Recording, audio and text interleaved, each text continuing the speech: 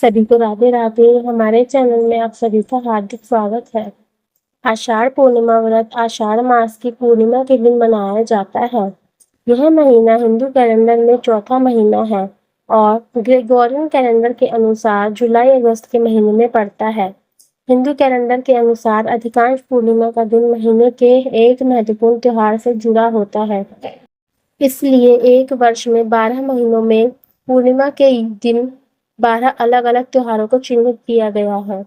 सामान्य तौर पर पूर्णिमा व्रत भगवान विष्णु और देवी माँ को समर्पित होते हैं। पूर्णिमा व्रत का पालन करना बहुत शुभ माना जाता है और यह भक्त को बहुत सारे लाभ प्रदान कर सकता है। पूर्णिमा व्रत या तो पूर्णिमा के दिन या पूर्णिमा के एक दिन पहले यानी चतुर्दशी पर मनाया जाता है और यह पूर्णिमा तिथि के प्रारंभ समय पर निर्भर करता है कि यदि पूर्णिमा तिथि मध्याह्न काल के दौरान पिछले दिन शुरू हो तो चतुर्दशी। आषाढ़ पूर्णिमा 21 जुलाई 2024 रविवार के दिन है। आषाढ़ पूर्णिमा का महत्व। पूर्णिमा का बहुत धार्मिक और वैज्ञानिक महत्व है। मान्यता के अनुसार भगवान विष्णु के मत्स्य अवतार सुब्रमण्य और श्री बुद्ध जैसे कई देवताओं ने अवतार लिया या पूर्णिमा के दिन जन्म लिया। कहा जाता है कि इस दिन के की जाने वाली पूजा का बहुत बड़ा फल होता है। भक्त सत्यनारायण पूजा जैसी विशेष पूजा करते हैं। वैज्ञानिक दृष्टिकोण से पूर्णिमा का हमारे शरीर और मन पर कुछ महत्वपूर्ण प्रभाव पड़ता है। इस दिन देवी देवताओं के इस दिन देवताओं के गुरु बृहस्पति या गुरु की पूजा करना बेहद ही शुभ माना जाता है। पूर्णिमा उपवास के कुछ सकारात्मक प्रभावों में चयापचय का संतुलन, सहन शक्ति में वृद्धि, अम्लता को नियंत्रित करना और पाचन तंत्र की सफाई शामिल है। चंद्रमा के विभिन्न चरणों के आधार पर हमारे शरीर पर लगने वाला गुरुत्वाकर्षण बल अलग-अलग होगा और यह विभिन्न शारीरिक प्रक्रियाओं को प्रभावित करेगा। पूर्णिमा या पूर्णिमा के दिन उपवास करने से पाचन तंत्र साफ और स्वस्थ रहता है। पूजा और प्रार्थना के साथ उपवास करने से शरीर और दिमाग को आराम मिलता है और संतुलन मिलता है।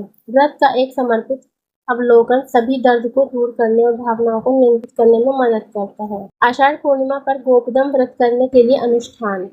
हिंदू ग्रंथों के अनुसार आषाढ़ पूर्णिमा गोपदम व्रत रखने के लिए विशेष अनुष्ठान है। यहाँ वह अनुष्ठान है जिन्हें किया जाना चाहिए।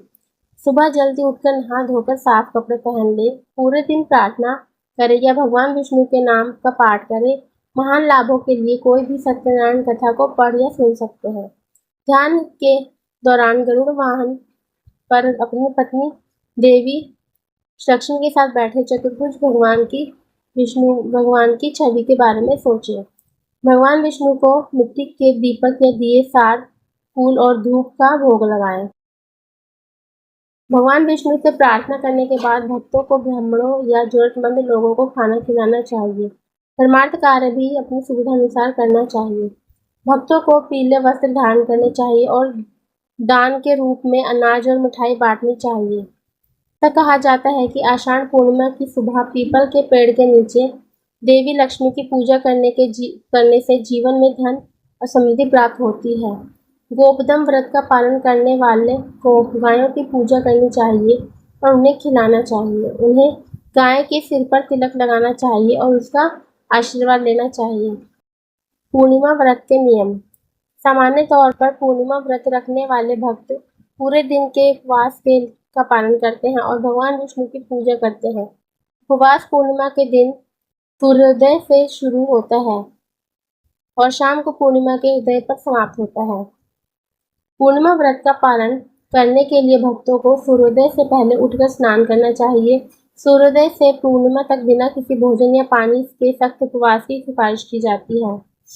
जो लोग इतना सख्त उपवास नहीं रख सकते हैं, वे एक बार का भोजन फल और दूध ले सकते हैं।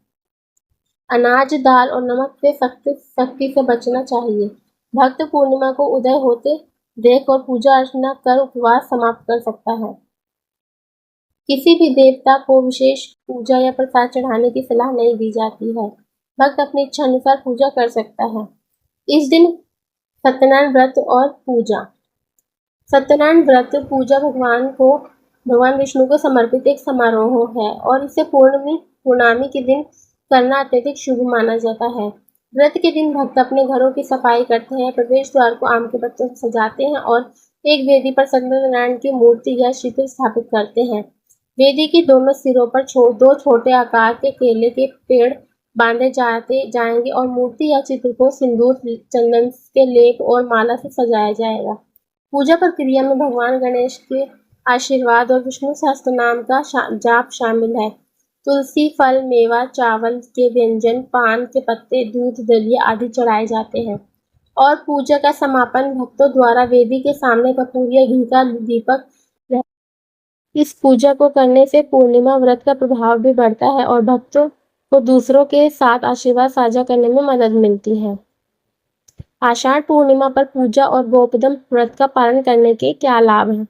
ऐसा माना जाता है कि यदि आप गोपदम व्रत को पूर्ण समर्पण के साथ करते हैं और सभी अनुष्ठानों का सही ढंग से पालन करते हैं तो आप भगवान विष्णु का आशीर्वाद प्राप्त कर सकते हैं और सभी सांसारिक सुख प्राप्त कर सकते हैं। साथ ही गोपदम का व्रत करने से भक्तों की सभी मनोकामनाएं पूर्ण होती है और उन्हें जीवन के अंत में मोक्ष का आशीर्वाद मिलता है। आषाढ़ के पहले या आषाढ़ के बाद में जन्म लेने वाले जातकों को आषाढ़ पूर्णिमा के दिन दान या ध्यान करना चाहिए। ऐसा करने से उन्हें अपने जीवन के हर पहलू में आध्यात्मिक लाभ और सांत्वना प्राप्त करने में मदद मिल सकती है। आषाढ़ पूर्णिमा पर सरस्वती पूजा करने से छात्रों और किसी भी कौशल को सीखने वालों के लिए बहुत लाभ और फल मिल सकता है। इस दिन की जाती है गुरु की पूजा। आषाढ़ पूर्णिमा को गुरु पूर्णिमा के रूप में भी मनाया जाता है। गुरु पूर्णिमा हमारे मन से अंधकार को दूर करने वाले शिक्षकों के सम्मान में मनाई जाती है। प्राचीन काल से ही अनुयायियों के जीवन में गुरु का विशेष स्थान रहा है। हिंदू धर्म की सभी पवित्र पुस्तकें गुरुओं के महत्व और एक गुरु और उसके शिष्य के बीच के असाधारण बंधन को निर्धारित करती है। एक सदियों पुराना संस्कृत वाक्यांश माता पिता गुरु दैवम कहता है कि पहला स्थान माता के लिए, दूसरा पिता के लिए, तीसरा गुरु के लिए और आगे भगवान के लिए आरक्षित है। इस प्रकार हिंदू परंपरा में शिक्षकों को देवताओं से ऊंचा स्थान दिया गया है। गुरु पूर्णिमा मुख्य रूप से दुनिया भर में हिंदू, जैन, सिख और बौद्ध समुदायों द्वारा गुरुओं या शिक्षकों के सम्मान में मनाई जाती है। भारत में गुरु दैनिक जीवन में एक सम्मानित स्थान रखते हैं क्योंकि वे शिष्यों को ज्ञान और शिक्षा प्रदान करते हैं। किसी व्यक्ति के जीवन में गुरु की उपस्थिति उन्हें सही दिशा की ओर लेकर जाने का काम करती है ताकि वह एक सैद्धांतिक जीवन जी सके। बौद्ध धर्म के अनुयायी श्री भी गुरु पूर्णिमा के दिन का सम्मान करते हैं क्योंकि भगवान बुद्ध ने अपना पहला उपदेश इसी दिन सारनाथ में दिया था। गुरु पूर्णिमा के इस भक्ति दिवस पर जहां लोग भारत में इस त्योहार को अत्यधिक धार्मिक महत्व देते हैं, हम यहाँ इस पूजनीय दिन को पूरे दिल से आध्यात्मिकता के साथ मनाने के सर्वोत्तम तरीकों का वर्णन कर रहे हैं। आषाढ़ पूर्णिमा से जुड़ी महत्वपूर्ण बातें। धार्मिक मान्यता है कि वेद व्यास जी का जन्म आषाढ़ मास की पूर्णिमा के दिन हुआ था, इसलिए इसे व्यास पूर्णिमा भी कहते हैं। इसी के साथ आषाढ़ मास की पूर्णिमा तिथि का महत्व और भी बढ़ जाता है। साल 2024 में गुरु पूर्णिमा यानी व्यास पूर्णिमा 24 जुलाई को है। ऐसा माना जाता है कि वेद व्यास जी ने चारों वेदों का ज्ञान भी पहली बार दिया था, इसलिए महर्षि व्यास जी को प्रथम गुरु की उपाधि दी गई है। गुरु पूर्णिमा के दिन बौद्ध धर्म के लोग इस दिन को गौतम बुद्ध के सम्मान में मनाते हैं। गौतम बुद्ध ने अपना पहला उपदेश उत्तर प्रदेश के सारनाथ में पूर्णिमा के दिन दिया था। आपको हमारी वीडियो अच्छी लगी तो कृपया लाइक, शेयर एंड कमेंट जरूर कीजिएगा। अगर आप हमारे चैनल पर नए हैं तो चैनल को सब्सक्राइब करना ना भूलें तथा बेल आइकन जरूर दबाएं। सभी को राधे राधे।